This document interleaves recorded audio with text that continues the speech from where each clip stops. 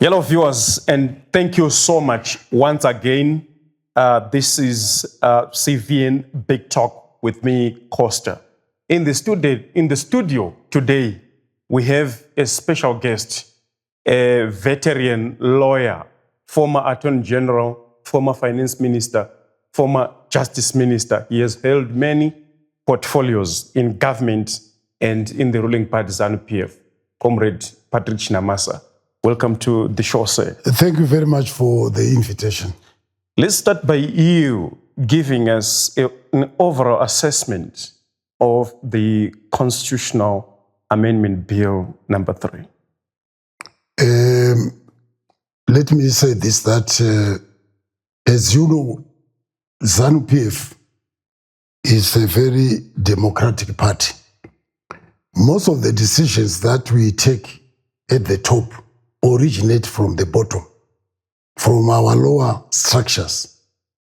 And so it was that in the as we were proceeding to our 2024 Annual People's Conference in Bulawayo, our lower structures who originate the resolutions all came up with a view that the president's term should be extended for 2 years. And that basically is what we are running with right now. And I'm very happy that so far the notion of extension has been acceptable to the generality of our people. Of course, there are those who are always bent on opposing anything without putting anything substantive on the table. But overall, if we go through the public hearings, even some of the written submissions that we have had we are privy to, they've all been supportive of an extension for 2 years. Mm-hmm. And of course, also inclusive of the other provisions which are in the Constitutional Amendment. So I'm quite satisfied, basically, that the procedures have been followed, that that are required for amendment of the Constitution have been followed, and that everything has been done to do it constitutionally. There are some of your party fellows who don't agree entirely with the bill. Which ones? They don't agree over which ones? Over which issues? That the Gender Commission should be incorporated into the ZHRC. You know, to be honest, Gender Commission, you know what you need to understand. Gender Commission is about human rights. You need to understand that. It's to do with human rights. The rights of women are encapsulated in the rights of the generality of the people. And this was an unnecessary expense to set up a separate independent commission to deal with a set of rights only pertaining to women or gender. I just highlighted so what is important for you to understand is that they are losing nothing, because the Human Rights Commission is the overall in charge of all human rights pertaining to human beings in Zimbabwe. Mm-hmm. So, and women are part of the population over which the Zimbabwe Human Rights Commission will have authority over. Yeah, but I know certain court of women in your party do differ in terms of... we allow that. I wanted to make a follow-up in terms of... Yeah, we allow that. The resolution that was made in 2024. There are two issues that I want to find out from you. That you said that every resolution came from the bottom, from grassroots. Yeah, they do. And as far as we know, the 2024 conference resolved that the extension of the president should be by 2 years. Yes, which it is. Where did all these other provisions that we see in the document come from? You know, what you need to understand is that in 2023, we exercise our right, one man, one vote, to vote for our representatives, to go into the National Assembly, to go into the Senate. And by so doing, we give them the right to amend this Constitution as long as they follow the procedures that are laid out in the Constitution. That is what Parliament is there for. That is what delegation of authority is there for. Otherwise, we cannot all 17 million of us be in Parliament all the time. So we gave the National Assembly members that we elected in 2023 or those who are going to elect in any next election, to amend the constitution for as long as they stick to the provisions of the constitution in terms of their powers to amend. At what point were the people from grassroots consulted in terms of restricting the presidential vote to parliament and not ordinary citizens? You know, to be honest, you know, those are not the most important issues of the day. The most important issues of the day were that we are extending the term of office of the president, and we are also lengthening the term of office, the cycle, the parliamentary cycle, from 5 to 7 years. We will get to the controversy around lengthening and extension, but I want us to agree in terms of at what point were the people from grassroots consulted in terms of all these other cocktail changes that we see now appearing in the amendment bill? Yes, but we have been going to the people, and we have been going to the people and explaining to them that these are the amendments we wanted to bring about. And if they don't allow us, they don't permit us, they would have said so. Don't forget that the public hearings are all about going to the people, but those are parliamentary. As a party, we have been having our own rallies, our own meetings. Are you happy with the manner in which the public hearings were done? Very much, very much, very much.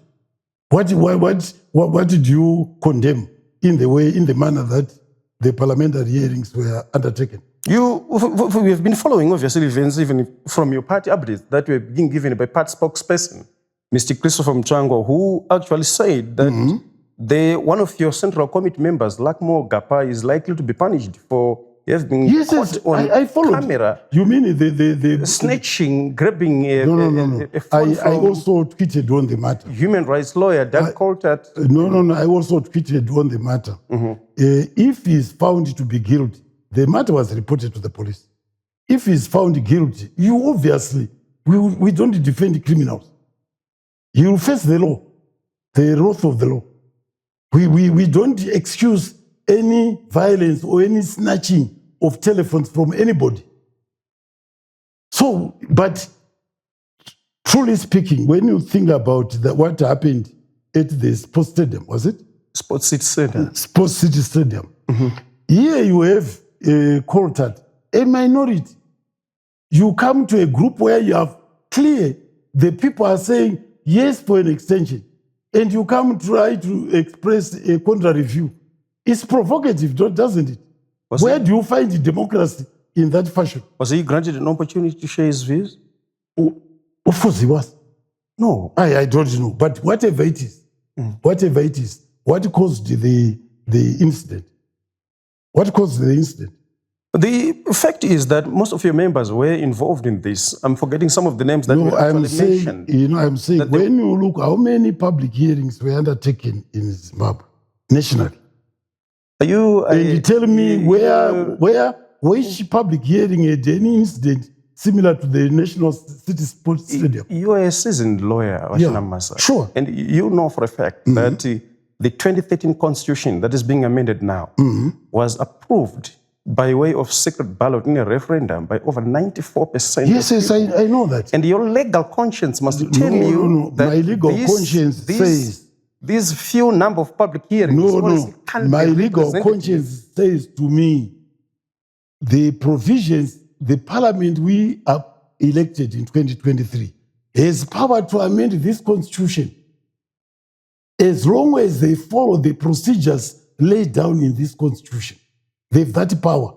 You are not going to take away that power from them. They've got that power. And they are exercising it, following the procedure set out here. You shocked the people recently. Because when you, in 2024, after the resolution was passed, when you were actually reading the resolution, you said there's no way this proposal, I didn't say no way. Proposal will escape a referendum. Yes. What changed? Let me explain. What I envisaged in 2024 was that we are going for a full third term for the president. Do you understand? And a full third term means 5 years or 3 years or more. Do you understand?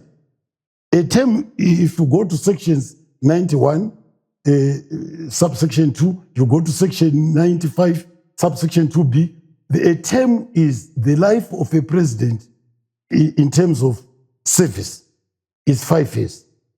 But if he serves 3 years and above, it becomes a term. Yes. Chinamasa, are you telling people that you're a lawyer for repute? I'm a lawyer for repute. No, you're also a student lawyer. You're also a student lawyer, and I'm now going to teach you. I'm now going to teach you and lecture to you. You understand? There are 3 sets of provisions in the Constitution which require a referendum.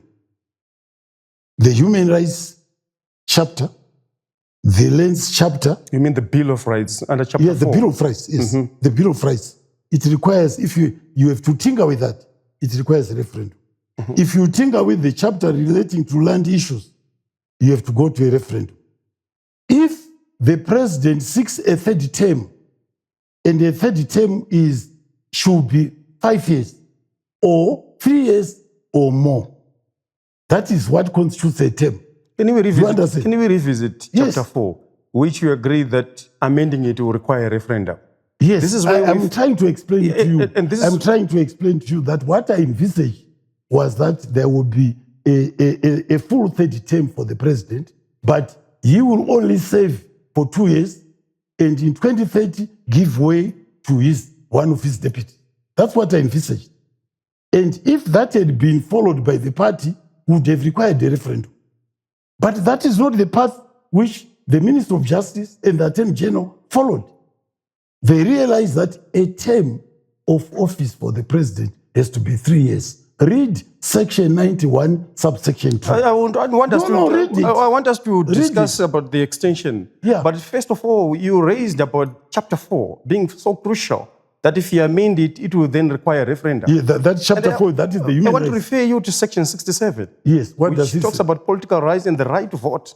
That every citizen has got a right to participate. But is that it says to participate in all elections. Is that being changed? You are changing it now because voting for the president, according to this bill, show me where Chinamasa is going to be a privilege of the MPs alone. Please. There is no amendment to the right to vote. Section 67, the right to vote. Is it being amended? To participate in all. Is it being amended? If you amend this one with this bill, that means people will not be able to participate in all elections. You are entitled to your view, but I can tell you that provision is not being amended. If it was being amended, yes, it would have required what you are talking about. It's not being amended. What we are amending, please. Chinamasa, I'm very much willing to learn here. No. You need to be educated. You need to be educated. The election of the president can from executive to parliamentary, can be amended. Where in the Constitution does it say it cannot be amended by the parliament? Where does it say? We talked about the Bill of Rights in chapter 4. Where does it say? Please, don't go to the Bill of Rights. We are talking about the election of the president. Where does it say you can, when you want to remove from one mode of election to another, you must go to a referendum? But it follows, follows that when you say it's going to be the MPs who vote for the president, Section 67 therefore is automatically affected because I will not be able to participate in all elections. All elections mean presidential elections, parliamentary elections, local authority elections. But it means I will be restricted to only 2. No. You have got it all wrong. Let's go to another topic. You have got it all wrong. It's not being amended. What you are talking about is not being amended. What here is just a transitional measure, basically to lengthen the parliamentary cycle from 5 to 7 years, and allowing the president in situ, who is the incumbent, to serve that 2 years, which does not constitute a term of office in terms of the Constitution, in terms of the Section 91(2). It does not constitute because it's less than 2 years. If we were amending to extend it for 3 years, then you would be right. I want you to refer you to the case of Mawarire versus Mugabe. No, I'm not 2013. conversant. I'm not conversant. Just tell me but what he said. you remember we were just What coming does he from say? we were coming from just GNU, and you know that the executive I'm no longer practicing, by the way. the executive wanted to extend their stay in power by at least 4 months, and the court says no. The time for election. When was that case? 2013. That the election is now due. 2013. Yes, but what I want to this constitution, when did it come into force? the point that I want did it come into force? The point that I want to make, Chinamasa, is extension, whether by a month, 2 months, or 3 months. I don't agree. I don't agree. I don't agree. The constitution is very specific. An extension for 3 years or more then will constitute a term. That would require us to amend section 328, subsection 7, so as not to benefit the incumbent. If, for instance, the incumbent was not involved, it will not even require to go to a referendum. But Chinamasa, you are counted among lawyers don't give me titles. This country, or even in the don't region, give me titles. Let's look at the law. I was surprised how you just shifted. No. This is what I'm explaining to you. I envisaged that the extension will be an extension of a third term, with the president serving only 2 years and going home. Now, the lawyers in the Attorney General's office came up with a better route, less costly, to be honest, because when you do a referendum, it's very expensive, less costly, to say, no, we are extending for 2 years. 2 years in terms of section 91, subsection 2, is not a term. You understand? That's what basically, and I follow and I agree. It's not a term. If we were talking about the president serving another 3 years, 4 years, that would require a referendum in terms of section 328, subsection 7. But here, the president is only required to serve 2 years, which is below the definition, which is what is so why are you not? Why are you what refusing? Is so scientific? Why are you not going to section 91? Why are you running away from section 91? We'll get there. No. What is we so don't seem to be getting there. What is so scientific about the 2 years extension? No. What should be done there? No. Basically, it was a way to serve as a transition provision for the lengthening of the term. Do you get me? Lengthening of the term. Not only lengthening of the term. You yourself, you actually see that it's very difficult to explain. Lengthening, extending. No, generally, it's not easy to explain legal concepts to ordinary population. But to lawyers, they would understand this. They would understand what I'm talking about. But in the kind of you wouldn't understand it. If you go to section 328, subsection 7, you know that any changes to term limits only where you are the incumbent is to benefit. If you are tampering or tinkering with section 328, subsection 7, extending a third term, and is to benefit the incumbent, then you need a referendum. So this amendment, it does not require a referendum. Because it's 2 years, which is below the definition of a term. 3 years. But how above. Do you just... Why are you not referring to the section? Why are you refusing not to read the section? Read it for me. I can give you a copy of the Constitution. Read it for yourself. Why do you ask questions which have no basis to the law, to the Constitution? But from your appreciation of this whole process, what justifies this extension by just 3 years? Why not 5? No. It's really up to the party, up to us. We would want after that to have a 7-year period. Would want, obviously, at that time, the president would also, in terms of age, would require that he gives way to a younger person. All sorts of dynamics come in. Do you agree with the supposition that mainly is to allow development to proceed? Of course. Of course. Development, Mr. Ngomo, requires continuity. And consistency. Consistency. You understand? Continuity, consistency, stability. You need that for development. Otherwise, it will be just like any other country which is wrecked by unnecessary upheavals. Is it tied to a personality, or it could be a party or government policy that if you come in tomorrow, you can proceed with No. But, we don't want to take the chance for now, because we think that His Excellency has done tremendous good job. See where we are economically. Consider and take into account that we are still a country under sanctions. We have no access to capital anywhere except maybe China and Russia.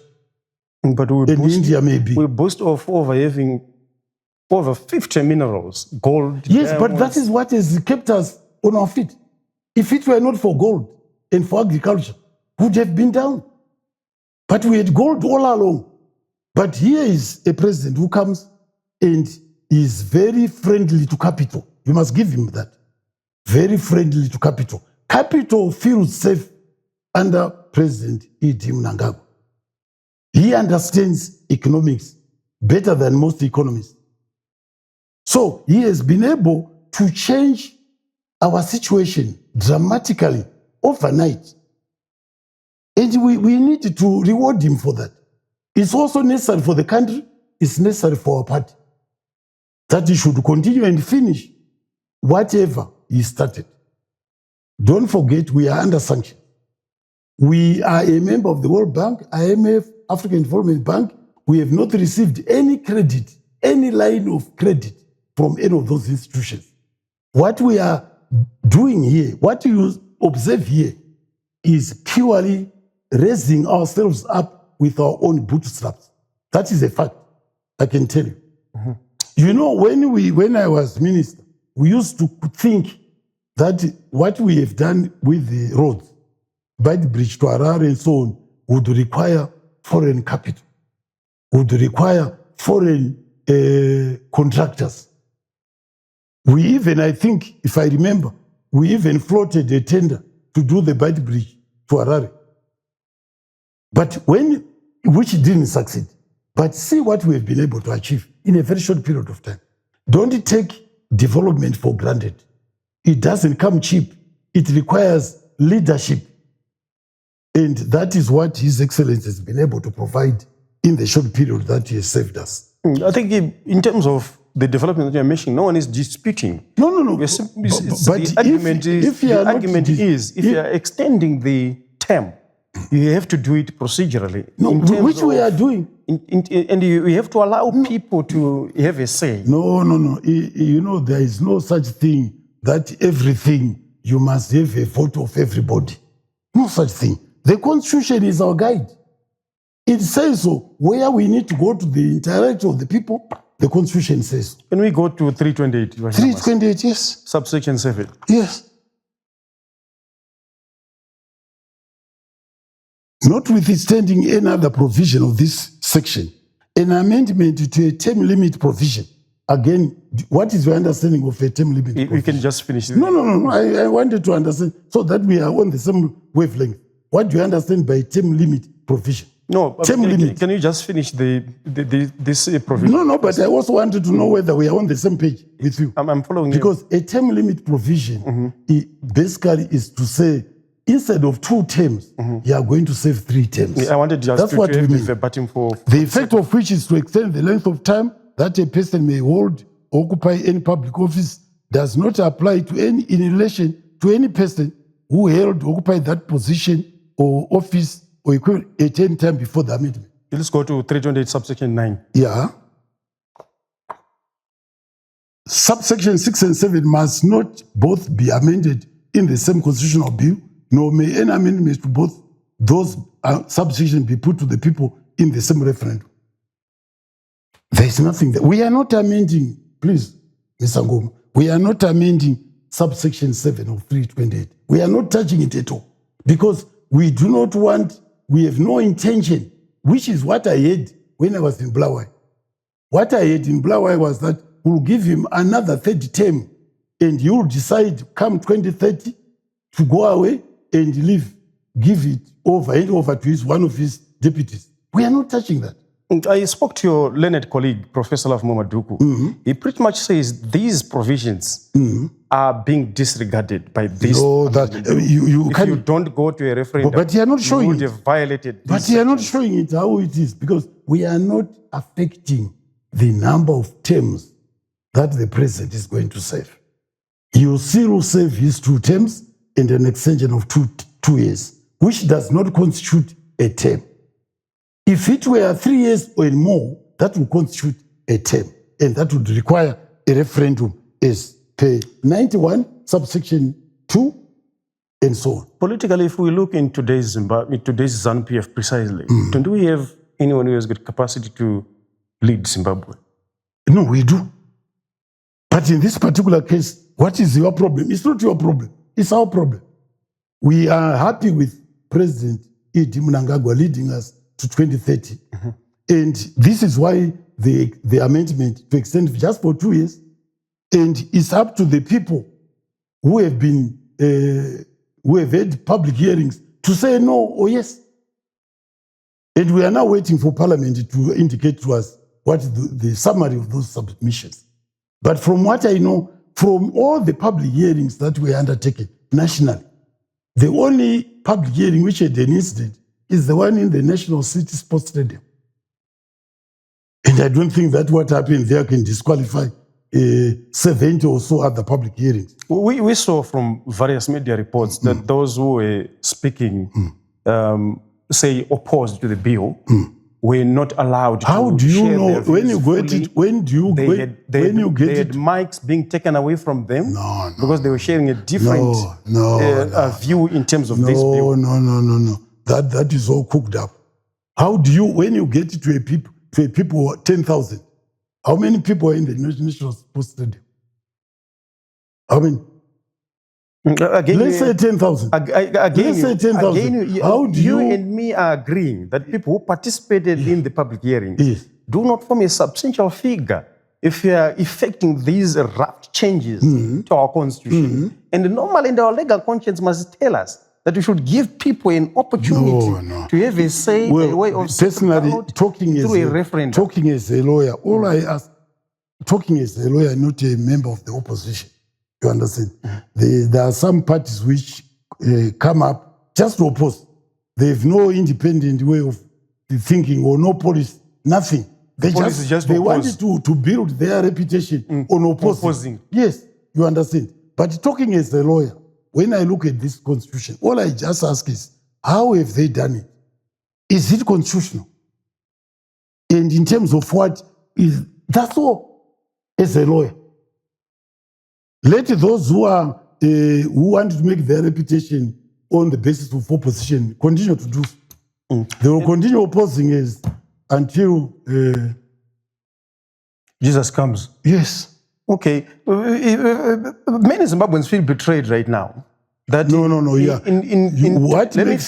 What makes you think you can speak on behalf of the people? Let me finish. Some Zimbabweans feel betrayed right now because when they voted in 2023, they were very clear that they were giving this government and President Mnangagwa and ZANU PF a 5-year contract. Sure. And I am very certain that this was someone who was arguing and posting on social media. I am very certain that if ZANU PF had said, if you vote for us this time, we are going to extend our term in office. Surely your people are not going to vote for you. Mr. Ngomo, this constitution was put to a referendum in 2013. I was a chairman of our ZANU PF chief negotiator. We put this to a referendum. So all that is here was voted for by the people in a referendum. And this constitution allows what is happening. So what is your quarrel? It allows what is happening. It allows the extension by 2 years, which is not a third term.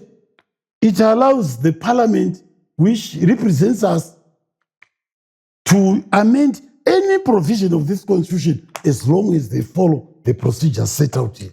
And those procedures have been followed up. The public hearings are part of, it's here in the Constitution, by the way. It's set out here. If you want to amend the Constitution, you go through A, B, C, D. They've done the public hearings. They are going to compile, the written submissions are being made. They are going to compile a report and it will be debated. The MPs will vote. It's all here. As a lawyer, all I ask is, what part has been breached? What provision in the Constitution has been breached by what is going on? And I say none. I want you to respond. No lawyer has pointed out to me. I want you to respond. It's only politics. I want Politics you will to say, respond to this. That in 2023, when people voted, they were giving the government a contract of 5 years. no, true. And now It's now going to be 7 years. No, yes, indeed. But they allowed it here.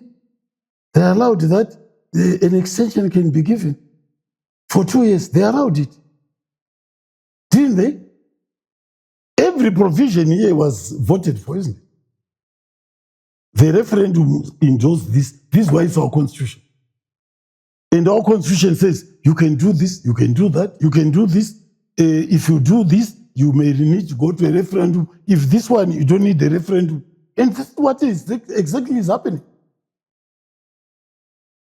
What is your problem? The problem are the people. No. Who are saying because you have no which people. If the citizens of Zimbabwe, they're saying if you want 7 years, please come back to us so that we renew your contract. Because I thought you appreciate the essence of regular elections. For me, elections, if to all they will have regular elections. We'll have elections in 2030. This bill, we'll have elections in 2037. What this bill is doing, Chinamasa, is leaving people in the constituencies and wards with people who are not performing. They were hoping that if they can be given another opportunity in 2028, for us, they will vote out people who are not performing. But this bill is forcing them to get stuck with such people. And they are the ones who are going to suffer. This Constitution provides for the right to recall. Please, do you know that? This Constitution, you can recall your MP if he's not performing. And the ZANU PF is the only part which is always exercised because we want performance. We want people to always support us. The other parties, they don't care whether they go to the constituents or not. They don't, but they've got a right to recall. So that everyone is made to go to perform throughout. If in ZANU PF we have MPs who are not performing, we recall. And they know it. If we have in ZANU PF people who disagree with our major thrust in policy, we recall. And what are the benefits that Zimbabweans are going to realize or going to people will benefit for continuing development. It's very fundamental. Continuing development without the ruptures of elections which are costly and conflictual. You know that. If there is any trademark that our country has had, it's conflictual elections. Some will put it as toxicity. Who is causing toxicity in our elections? I'm sure the people who are opposing, they never accept that they've lost. They keep quarreling, and waste time defending cases in the court, which they lose. They keep on undermining the legitimate government. But going to court is their right. No, it's their right. That constitution. It's their right, but if they are aggrieved, they have to go to the court. It's their right. You can't say every election you don't accept is rigged. Always. So I think in fact, if there is something that I support wholeheartedly, is the lengthening of the period from 5 to 7 years. Because it gives government to do what it should do to develop this country. And this country needs to catch up. Africa as a whole needs to catch up in terms of development. We should not waste our time quarreling over elections, who gets what and so on, when in fact there is no development. And we are being left behind. You know we are being left behind. Africa is being left behind. Our neighbors, Botswana, Zambia, Mozambique, South Africa, They do a 4-5 years election cycle. It doesn't matter. We do it according to our own circumstances. So when I say to people, South Africa, they've got a parliamentary. Botswana has got a parliamentary. You know that. Angola has got a parliamentary. Did you know that? Yeah, it's because their constitution says no, whatever it is. Whatever it is. But it's not unusual to have a parliamentary election of a president. It's not a problem. Germany, people are all those saying, countries don't put too much emphasis on things that don't matter. People are simply saying, give us an opportunity by way of a referendum. Which people, those who are opposing, don't represent much. Someone said you are avoiding referendum because you are afraid of people. No. If we were asking for a third term for the president, and the third term would have meant 3 years and above, it would have constituted a third term. We are not doing that. We are not doing that. Yeah, but you're not answering this question. No, I don't need to answer. I don't. No, we are. You know, we are not afraid. Mm-hmm. We know we are not afraid. Let's go to. No, why should we? When the Constitution allows us to do it without going to a referendum, why? Just for the sake of pleasing 1 or 2 people who are opposing. Now, Mr. Ngom, we just go to a referendum because it says so, or Monsora says so. Just that. What does the Constitution say? You know, I want to lecture you on the law. Next time you are a lawyer, you will understand perhaps what you told me, a law student that you said. What does this Constitution say? And show me where I flouted it legally. No, I gave you a reference. No, you are giving me reference to what the opposition is saying. No, it's the Constitution, not the opposition. No. All of these questions are from the opposition. How so? Sorry? How so? Sorry, I don't get you. No, how so? How do you say they're coming from the opposition? I know these are the views which some of them have come from the opposition. I read the social media. I'm very conversant with what Wanana Beat, Wanana Monsora say. I'm very conversant. Very conversant.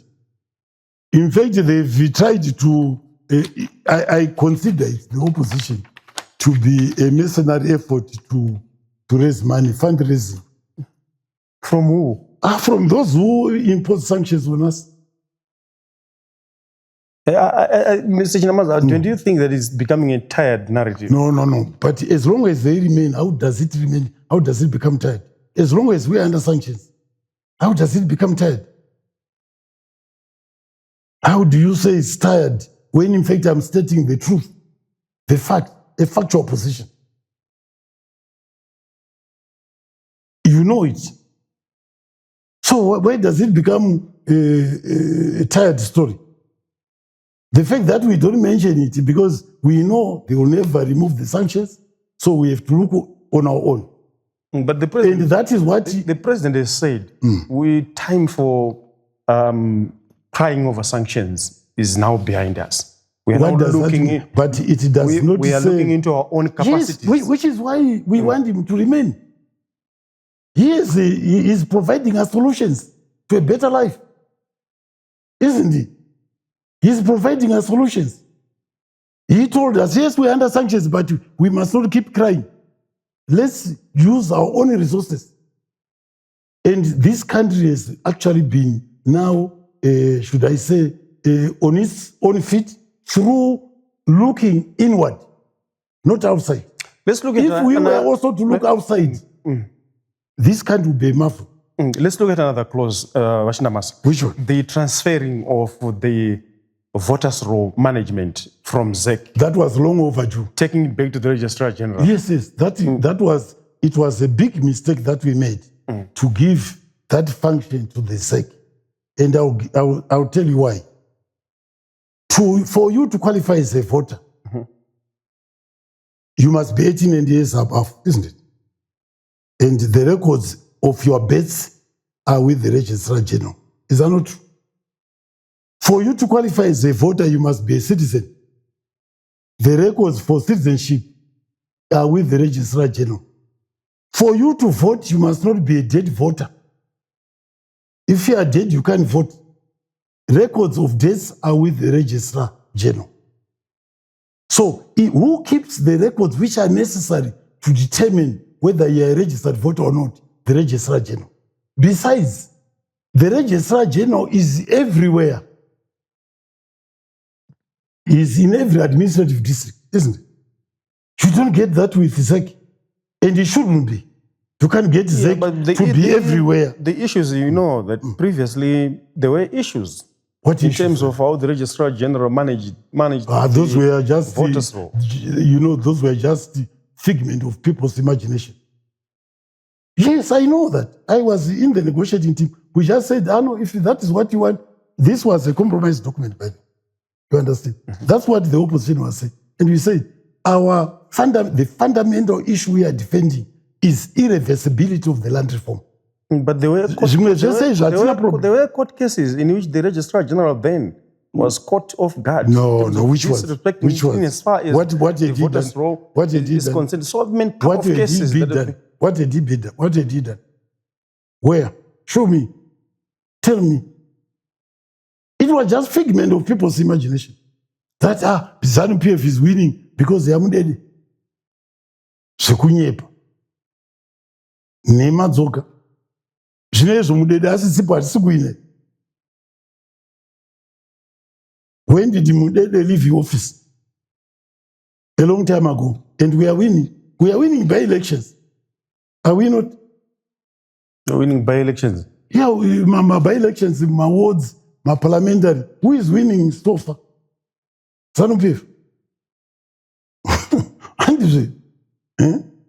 Let's go to another clause, because there are so many of them. So I want you to understand on the Registrar General that he's the custodian of all records. And also, there is you don't want a person to come who wants to register as a voter, to come all the way from Nyanga to Harare, because that is where ZEC is. He must register in Nyanga, he must register in Mutasa, he must register in Rusape. It's near home.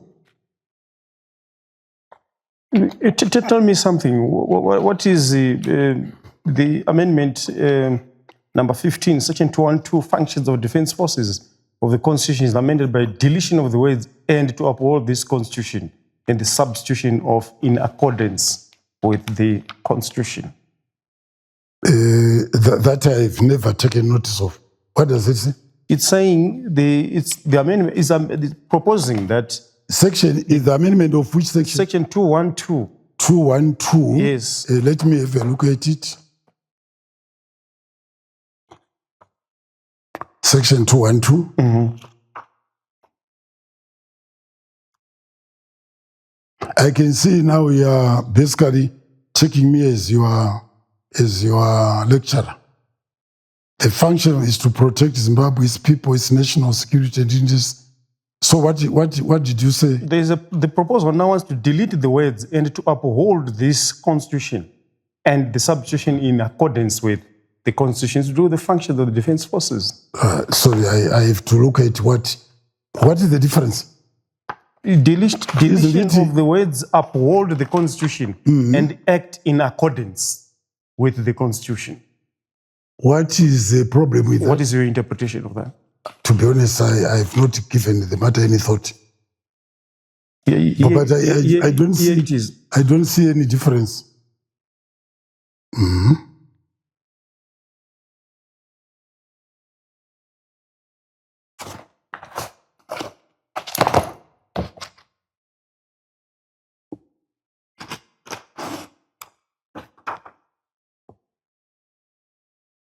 Two, 1, 2.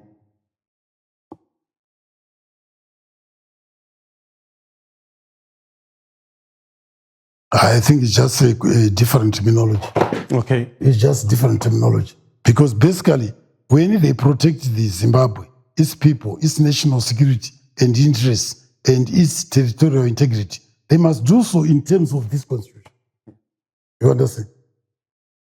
it should be in accordance with the provision of this constitution. Are they adhering to the spirit and the letter? Is it different from upholding the constitution? To be honest, I'm not a draftsman. I don't see any difference. Truly, I don't see any difference. What would you understand by meaning uphold, which is different from in accordance? No, yes, isn't. No. I'm just asking you. I'm just asking you. I don't see any difference, to be honest, except that it's clearer when you say in accordance. It's clearer than uphold. Yeah, what does it mean? You think something will happen with the upholding role? I don't know. What does it mean to uphold the constitution? I thought it means almost the same way to say to protect. I mean, just tell me, what is the difference between protect and uphold? I'm asking you. No. I think it's just I wanted your interpretation. It's just a clarification to basically make a language which people can understand. I can understand when it's in accordance. Uphold, you wonder what exactly is to be upheld. Where? Because you have to follow the constitution. Everyone must protect what is in this document.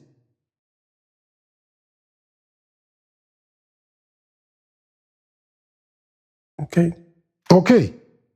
So upholding the constitution and acting in accordance with the constitution. To be honest, I don't see any difference. To be honest with you. I don't see, except that the one is trying to make it more understandable. There's also another section which is to do with the traditional leaders. Let me just look for it. You mean the repeal? Yes. That also was long overdue. It's long overdue. Who are your traditional leaders? Tell me. Just want to understand whether we understand the same thing. Who are traditional leaders? No, I want to find out from you what is motivating this change. What is you are Masabuku, you are headmen, and it is you are chiefs. And you are denying them the right to belong to a political party. Is that good? Everyone has a right to vote for a part of his choice. And here you are, we put in here to say, if you are a chief, don't belong to any political party. Don't do anything political. Don't do anything partisan. Now, if we go into the villages, ZANU PF, or as another party, and we are doing a development work, is that political or non-political? If a Sabuku is going Minda, is that a political or a non-partisan job? Where do you draw the line?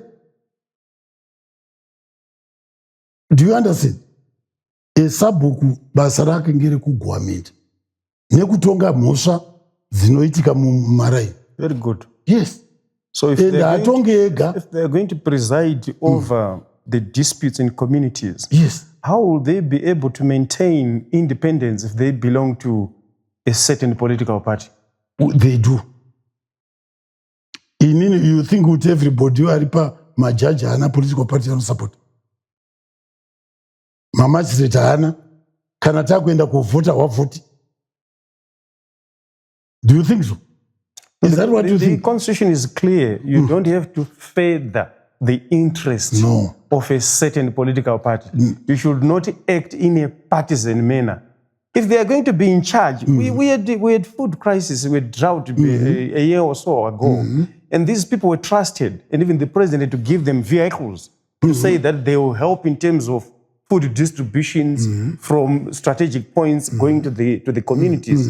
But now these are the people who will be belonging to a certain political party, and you have another opposition person who is opposing you and is starving. Will this person be able to act impartially? Why not? And if he does not act impartially, I'm sure there is provision of the law which says he can be removed from there. But why giving them political jackets in the first place? Tell me, were they impartial with this provision? At least No. I wanted to know. Can I? Who has been taken to court that is not partial? No, many of those, The former Chief Counsel President, Fortune Charumbira, was taken to court in 2018. Because he had made a ZANU PF slogan, pledging support and allegiance to ZANU PF. No, but by making Chief Seke, but that when he made that slogan, did it interfere with his duties as a chief? Chief Seke was also, these are the court cases where these traditional leaders were caught. Let me say this. He had their behavior being reprimanded by the courts. Let me say this. Our chiefs have always been political. From time immemorial. In fact, the resistance to colonialism did not come from ordinary people, was spearheaded by chiefs. Wasn't it? And you didn't mind because at least they were fighting the enemy, isn't it? So I'm saying the chiefs have always been political. Anyone with the welfare of his people at heart is political. They may hide. The military fought for our independence. And the Constitution still says they should be impartial. They should not act in partisan manner. So what are you saying? What I'm saying is that traditional chiefs are different from your military. These are now modern institutions. You understand? Even the military, you send them to do to achieve political ends, don't you? To defend. When you send them, wherever you send them, you are saying, don't go and quell that insurrection. Okay. Yes. And they are, in that case, would you say they're acting in a partisan manner? I'm sending them as government to say, I'm ordering you to go and quell that conflict. Someone is throwing stones at me. Someone is taking guns against me. I don't agree with him. He's taking guns at me. Go and quell that trouble.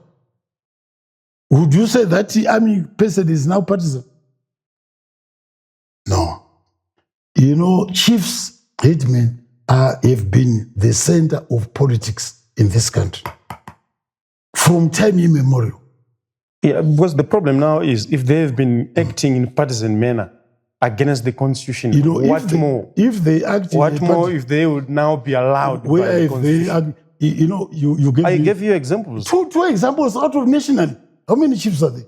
No, there are so many. No, please. There are so many. Please. Chief Zimudzi. There are so many of these ones. No, I dismiss that with the contempt it deserves. That is not... Chiefs by nature are political, and it has to be recognized. They are political. They are the custodians. They want stability. They are custodians. They are the custodians of our culture. Yes. And the people who are the custodians of our culture now have to behave. And to say that they is to say that in manner. And it's okay with you. To say that it's okay with. To say that they cannot have a political opinion. No. They cannot support or attend a political meeting. No, please. Everywhere we go, they come to our meetings, the ZANU PF. Even when this provision is there, they come. No. I don't think there's any case in which they've been taken to court for mere attending the ZANU PF conferences. But if you attend a ZANU PF conference, what are you demonstrating? You're demonstrating what you support, isn't it? So you're telling me that they've been violating the Constitution? No. What I'm saying is that it was not good to have it in the Constitution. Yeah, but this is what we have. Yeah, but who was going to enforce? You don't put in a Constitution something that you can't enforce. Who is going to enforce? The Chinamasa should not be a politician. We have a headmanship of ours. If I were the headman, and you know my history, you then say I must cease talking to the people whom I was working with. Does that make sense?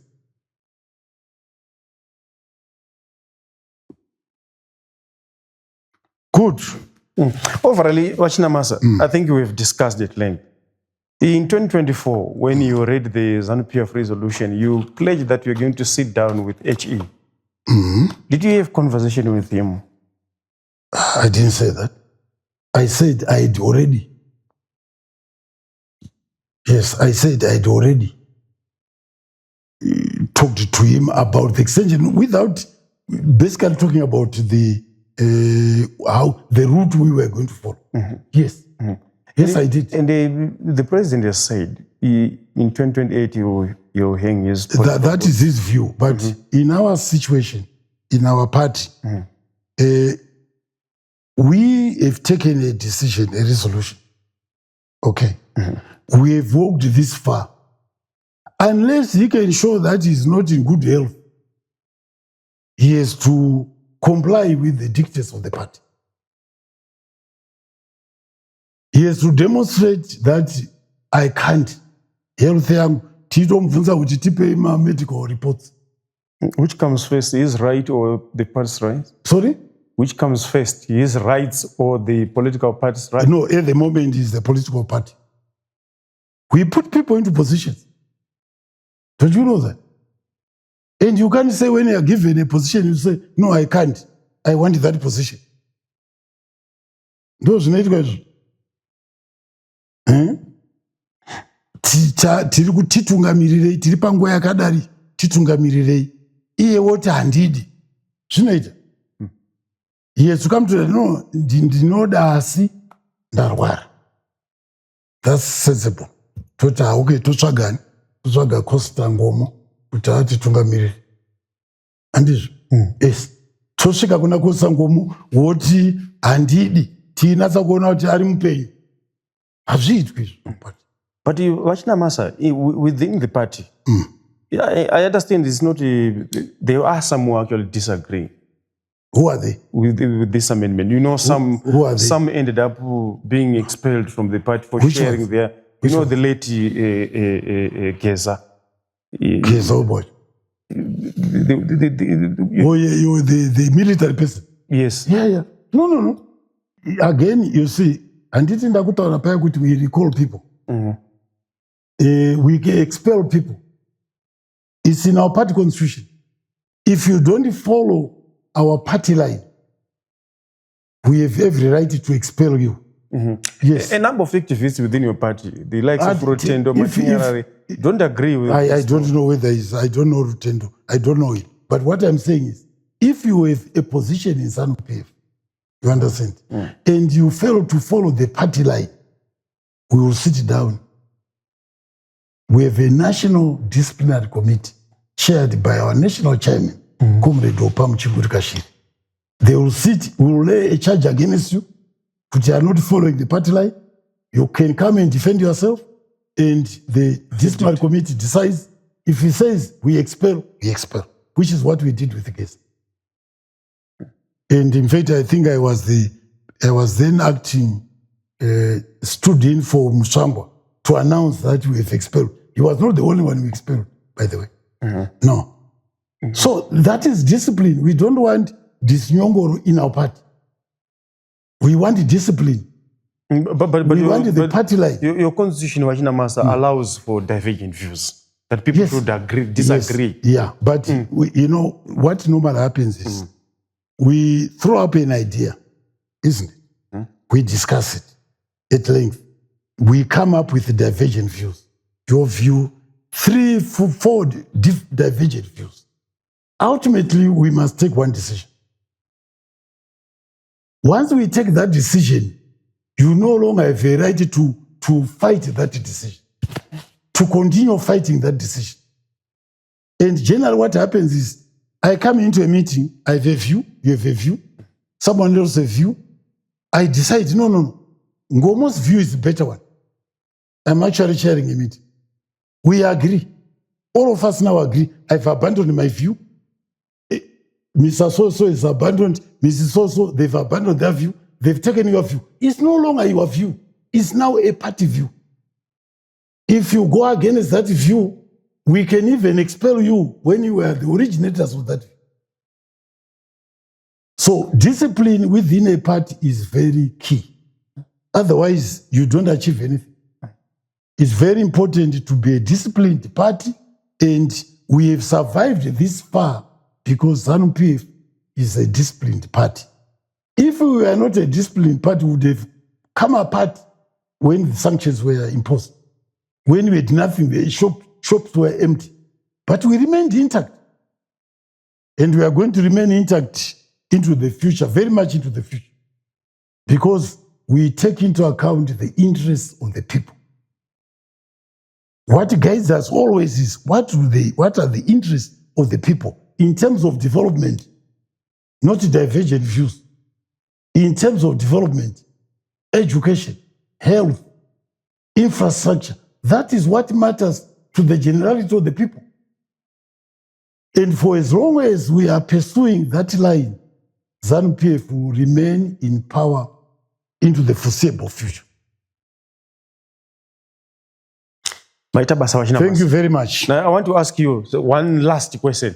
What is your comment on the Hezekiah Eliakim discourse? To be honest, I have no comment because I failed to understand what that story means.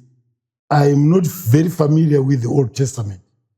I'm more familiar with the New Testament. If you ask me about the New Testament, I know. My first time to hear about that there was Hezekiah was when they were commentaries. And I can't get the tell what did he do? I can't comment on that. I'm not familiar with the Old Testament. Your fellow party member, Mr. War Veteran Secretary General, Mr. Mahia. He's not Secretary General. He's not War Veteran Secretary. He's Secretary for War Veterans. Secretary for War Veterans, sorry, yeah. He said the sermon was delivered wrongly. I don't know what sermon. To be honest, I'm not familiar with the Old Testament.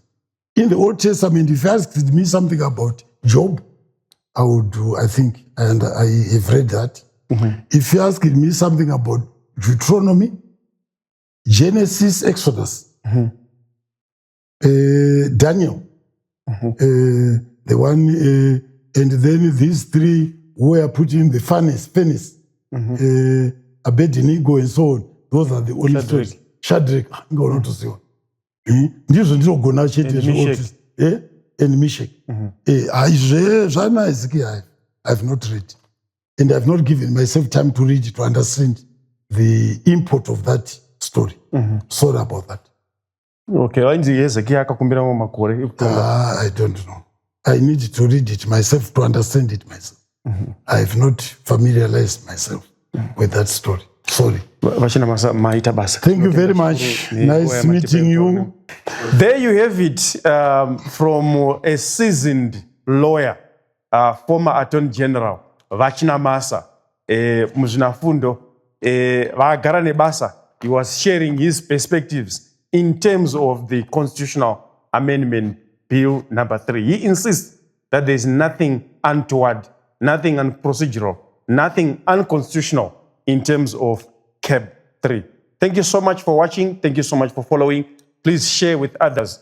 Until next time, I'm signing out.